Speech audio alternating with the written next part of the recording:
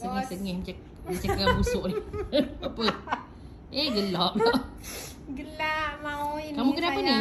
Demam apa ni? Yang dah Ha. mau hitung. Sudah. Keluar Mau duit pula hitung dah. uang saya ini, Bos. Boleh ndak mau dikirim ini bayar hutang, Bos? Kan baru lepas kirim duit. Mau bayar hutang. Kan baru ini. lepas kirim duit ke anak kamu? Ya, apa betul apa ndak saya ngitung ini, La Bos? ilaha illallah Muhammad Rasulullah.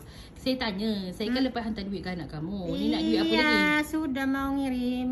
Kalau punya hutang masa tak ngirim ta, Bos? Oh, yang dulu belanja. Ni nak buat kirim bayar hutang. Iya, belanja. Ini kirim hutang. 100, 200, 300, 400, 500, 600, 700.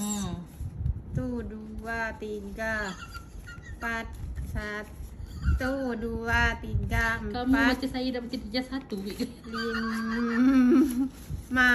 6, Berapa? 6 tu? 100, 200, Ha.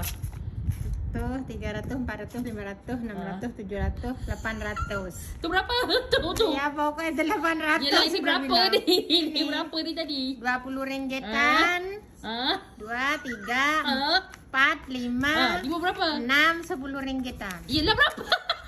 Ini- Berapa? Ini berapa kira ya? Hampir-hampir 500.000. Enggak, bukan. Ini kan yang dikasih Boh Teperan, Ini Bos. 110. Oh ya, 110, 200.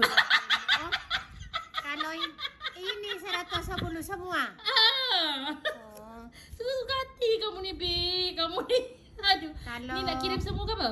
Ya mau dikirim semua ini seadanya ada Bos, tak apa dah. Ini kan Tak uang apa, Bi. Kirim Teperan lagi. ini. Nanti saya bagi lagi.